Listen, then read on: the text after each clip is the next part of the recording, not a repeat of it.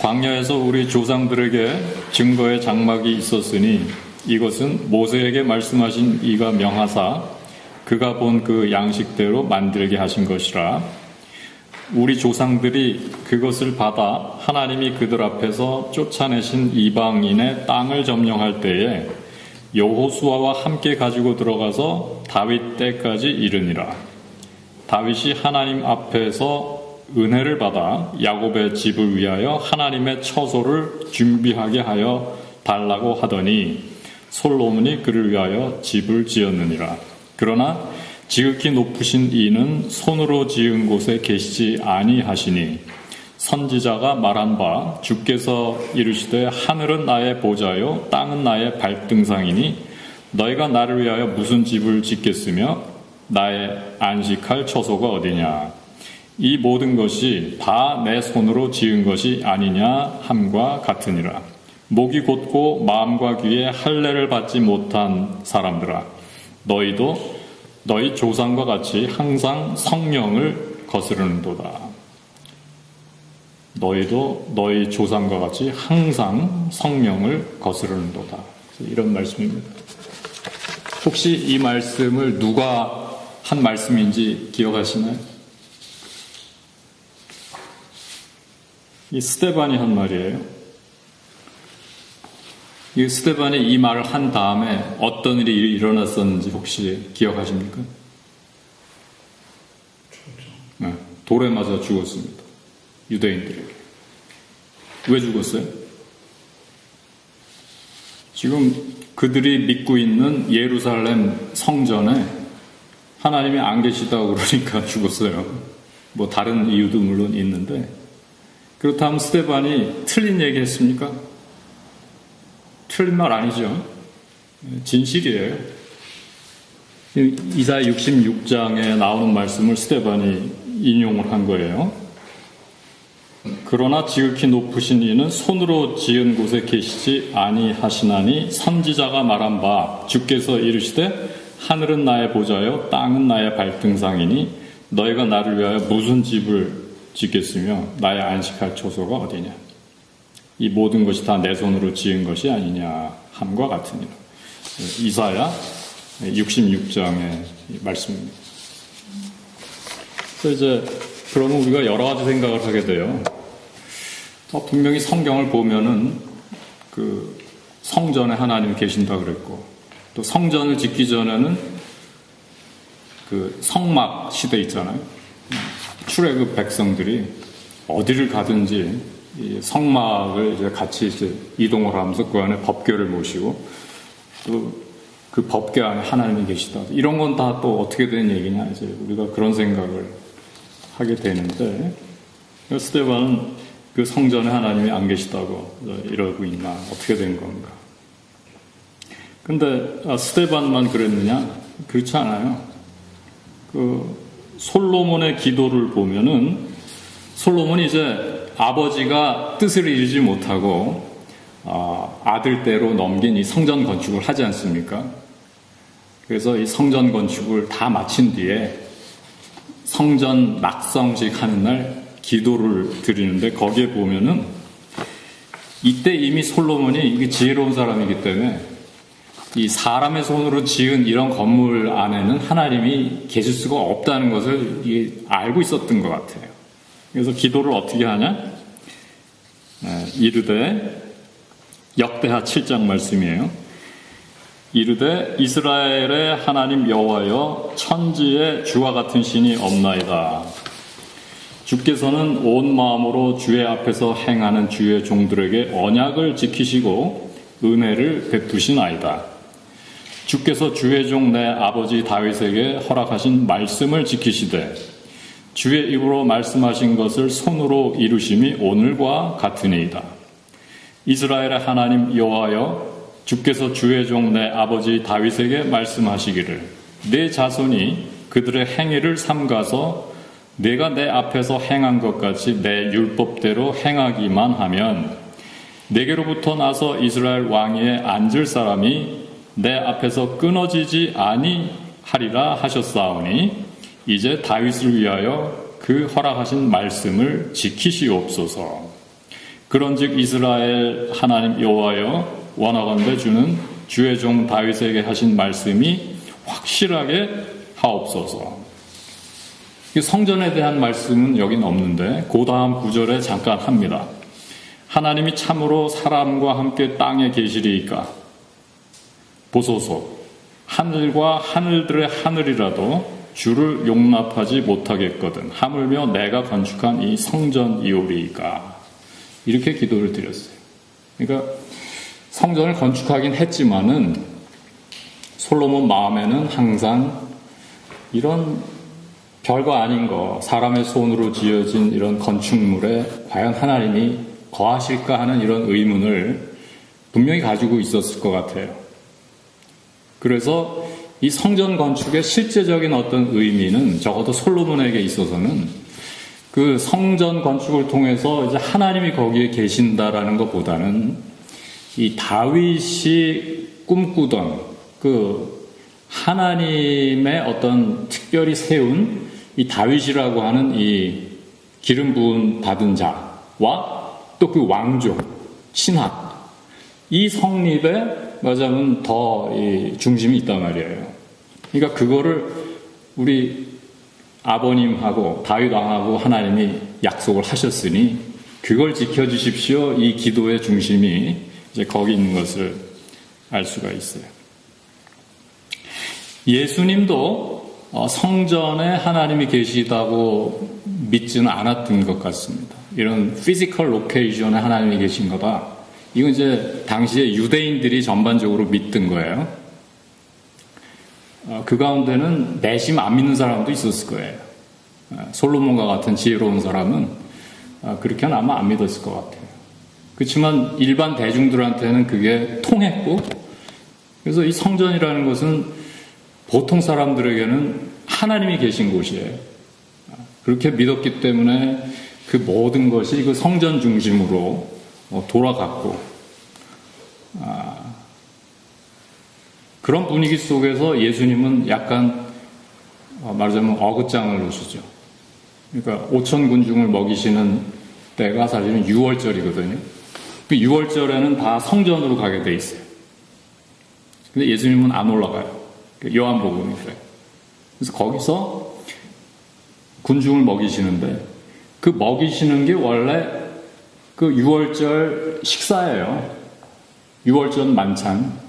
그리고 성전에서 하면서 그게 다 거기서 이루어져야 될 일이에요. 당시의 법에 따르면. 예수님은 그렇게 하지 않았습니다. 그러니까 다시 말하면은 이 하나님이 계신 곳은 이 예루살렘의 이 인간의 손으로 지은 이 성전이 아니라 그 사람들 안에, 너희 안에 하나님이 계시다는 것을 우리 예수님이 가르쳐 주셨고요. 그렇기 때문에 이 성전에 올라가셔서 한 번은 제자들이 감탄을 하니까 주님 저거 좀 보세요. 그 시골 사람들이니까 말이죠. 저거 좀 보세요, 선생님. 그러니까 저 돌 위에 돌 하나도 남기지 않고 다 무너뜨려질 거라고 말씀을 하셨어요. 그러니까 저건 성전이 아니에요. 그러면서 너희가 성전을 헐라. 내가 사흘 만에 다시 짓겠다 이랬습니다. 그거는 뭘 가리킨다고 설명이 되어 있습니까? 성전 대신 예수님 자신을 두고 한 말씀이다. 이렇게 설명이 붙어 있는데, 근데 예수님의 가르침을 좀 더 크게, 큰 그림으로 봤을 때는 예수님이 의도하신 바는 그 성전이 당신 자신뿐이 아니라 또 우리가 성전인 것을 가르쳐 주시기를 원했다는 사실을 우리가 알 수 있습니다. 그러니까 결국 성전은 우리들이에요. 하나님이 성령을 통해서 우리 안에 계심으로 하여 우리가 바로 성전이다. 예수님이 그거를 가르쳐 주고자 하셨던 것입니다. 그러니까 우리가 오늘 이렇게 모여 있지만은 우리들 각자가 성전이다. 그러니까 여러분은 절대로 하나님을 먼 곳에 가서 찾지 마세요. 여러분이 성전인데 여러분 안에 계신 하나님을 만나야 되는 것입니다. 하나님의 형상대로 우리가 지음을 받았다는 것은 영으로 그 하나님이 늘 우리와 함께 하시는 이런 존재다. 그러니까 언제 어디에서 어떤 상황에서도 내가 성전이다. 그것을 잊지 마시고 어디 딴 데 가서 자꾸 하나님을 찾지 말라. 이거예요. 그래서 오늘 스테판이 말씀하는 것도 이 성령이에요. 목이 곧고 마음과 귀에 할례를 받지 못한 사람들아, 너희도 너희 조상과 같이 항상 성령을 거스른도다. 이런 말씀을 했잖아요. 성령을 거스른다는 게 뭐예요? 성령을 통해서 오늘도 우리 안에 계신 하나님을 거스르는 거예요.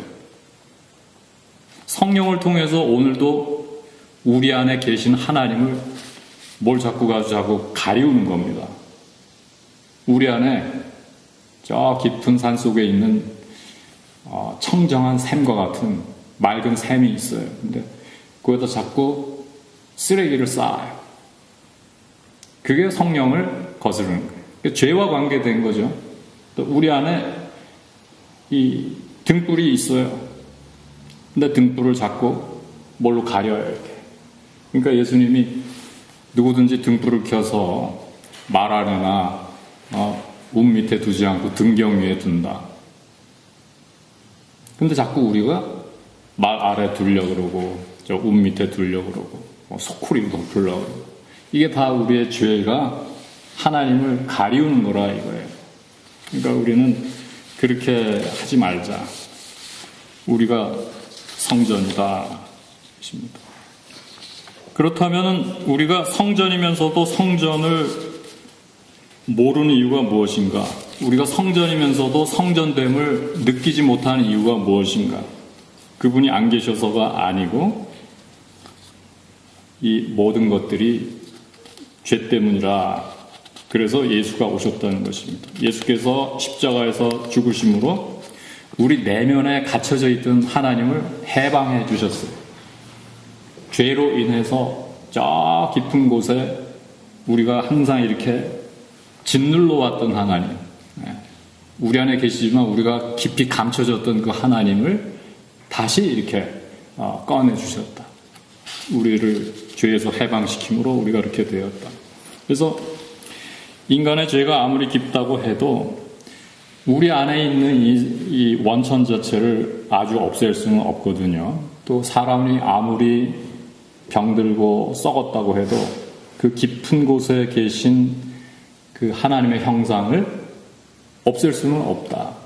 그러니까 아까 18태 동안이나 귀신에 들어 알면서 꼬부라져 조금도 펴지 못하던 이 여자 안에서도 예수님은 그 하나님의 형상을 본 겁니다. 하나님의 형상이라는 결국은 성령과 관계되는 거예요. 왜냐하면 우리는 하나님의 숨결로 지음을 받은 존재이니까. 그 코에 생기를 불어넣으셔서 생명이 되었다. 그럼 하나님의 형상이고 또 그 형상은 오로지 영적이에요. 영적이라는 것은 이 거룩하신 하나님의 그 성령과 직통한다. 이것입니다.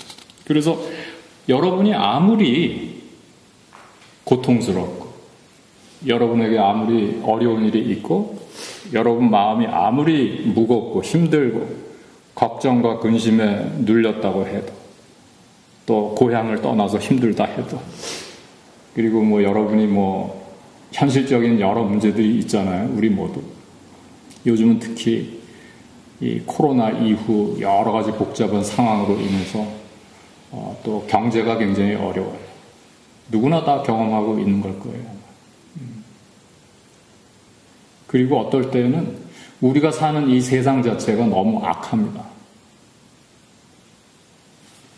지난주에 여러분들 뉴스를 관심을 가지고 보셨으면 아마 기억을 하실 텐데 공화당의 양심적인 그 정치인 가운데 하나인 리즈 첸이라는 하원 의원이 이번 11월 중간선거 위해서 그 와이오밍주 하원 의원 그 후보 선출 그 경선에 나갔다가 떨어졌어요.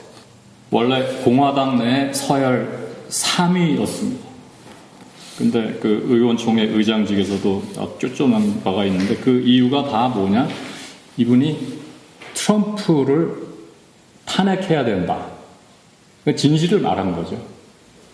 그랬더니 그 트럼프 지지자들이 다들 이 사람들을 이제 몰아내야 된다 그래가지고요. 지난주에 그 와이오밍에서는 트럼프의 지지를 받은 헤이그먼이라는 사람이 완승을 했어요. 66%. 그리고 이 리즈 체니는 28%인가 그거밖에 없는. 그러니까 제가 이 말씀 드리는 이유가 뭐냐? 우리가 성령 얘기했잖아요. 성령 얘기했잖아요. 이런 상황 속에서도 우리는 그 중심을 볼 수 있어야 된다. 그러니까 진실만 통하고 진실 아닌 것은 절대로 안 통해야 될 것 같은데 우리 마음 같아서는 우리 현실을 보면은 거짓이 더 잘 통하고 거짓이 힘을 얻고 거짓이 당당하고 떳떳하고 정당화되고 또 더 많은 사람들의 지지를 받고 더 많은 사람들이 따르고 거짓이 진실보다 파퓰러하고 이런 걸 우리가 보면서 참 고민을 하게 되는데 다시 이제 성령으로 돌아가자면 그 현실을 이 스테반이라는 사람이 살아낸 거고 그 현실을 예수님이 살아내셨습니다. 어떻게 살아내셨는가? 그때도 거짓이 득세하고 실권을 가지고 있고 더 인기가 있는 그런 분위기예요. 다 돌아보면. 근데 그래도 진실한 길을 가셨어요. 그럼에도 불구하고 저는 제일 답답한 사람들이 지금 공화당 의원들이에요. 미국에. 진실을 모르는 게 아니에요. 모르는 게 아닙니다.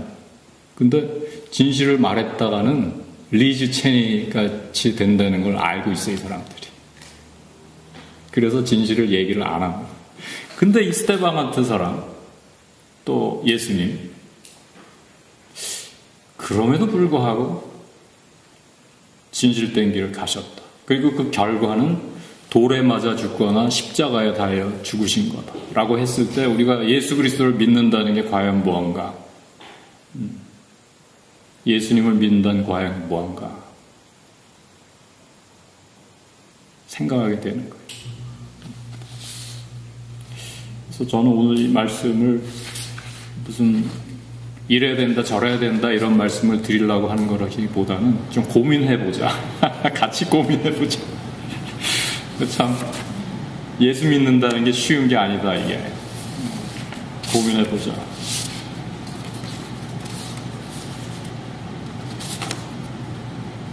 우리가 이런 고민을 가지고 오늘도 성찬을 통해서 우리 예수 그리스도를 만납시다. 그래서 우리가 스스로 이제 그 예수님을 통해서 성령 하나님을 우리 안에 잘 모시고 살아가야 되겠어요. 모든 게 우리의 선택에 달렸어요. 어떻게 갈 것이냐. 그런 고민하는 마음은 적어도 놓지 말아야 될 것 같아요.